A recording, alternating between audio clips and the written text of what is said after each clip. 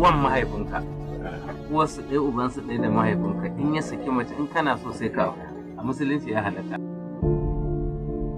Tana addinin musulunci ba ƴar ta'adda ba ce. Tuna Jummai, ni na fashin nan na sha nono na bar miki. Muna raye? A ce ƴaƴanmu su auri miji ɗaya?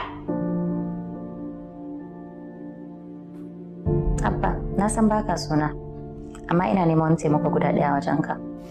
Me kike so? Ina son zan gabatar da kai a wajen mahaifina a matsayin wanda zan aura. Ya ke tunanin zan yi wa mahaifinki ƙarya? Shi yasa na ce ka taimaka min saboda mahaifina yana da yin fushi da ni. Yanzu Abba sai a ce in kasa samun soyayyarka sannan kuma in kasa samun taimakonka? Haba Aisha, wallahi Abba ba san keke ba, ɓata wa kanki lokaci kawai kike.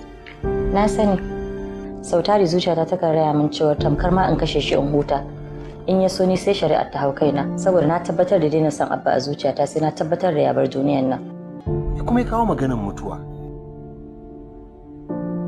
Kai AS ne, ni AS ce. Idan muka biya wa son zuciya da soyayyar da muke wa junanmu, muka yi aure. Za mu haifi 'ya'ya masu ɗauke da cutar sikila. Kinga babu cutar da bata da magani. Wa san gobe ban da Allah. Wannan magana ƙaryar banza ce. Tsakani da Allah, scientifically an yi proving cewa AS da AS ba su yi aure. A soyayya ba wani science kaji. Akwai wani abin da bani da shi ne a matsayina na matarka? Babu komai wallahi. Duk abin da take da shi kina da shi. Kuma baki rage ni da komai ba. To me yasa kake so ka ƙara aure? Ya buri Khadija, wato na faɗa son wata ne. Kuma wallahi na kasa fita. Wace ce? Ina so ka faɗa min wace ce kake so ka kawo min gida. Idan lokacin yayi zan gaya miki.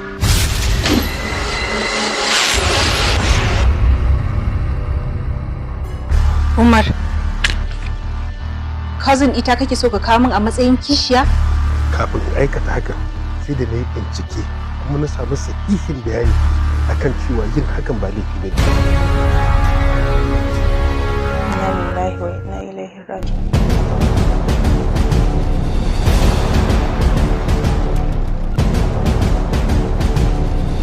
Kai ba ka da kunyan ne? Khadija, yanzu ni miji ki kalli ni kace ba ni da kunya. Kar ka sauka daga kan maganar da nake yi ba abin da nake nufi ba kenan kai ma ka sani. In dai ku haka zumunci bai min rana ba. Wai kin san ana barin halak ko dan kuɗi. Ke manta da ita wahala ce mutum shi.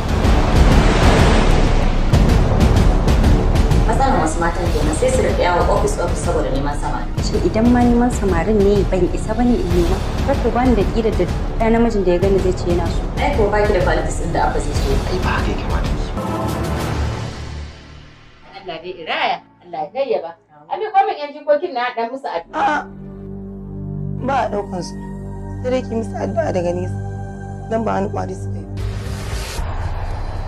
Jummai, mamin yaya, ke ji abin da ta ce? Na ji wallahi yayi sai dai ki haƙuri. Kin san ba a ɗaukar su ba a jagwalgwala su da yawa ba su yi ƙwari ba.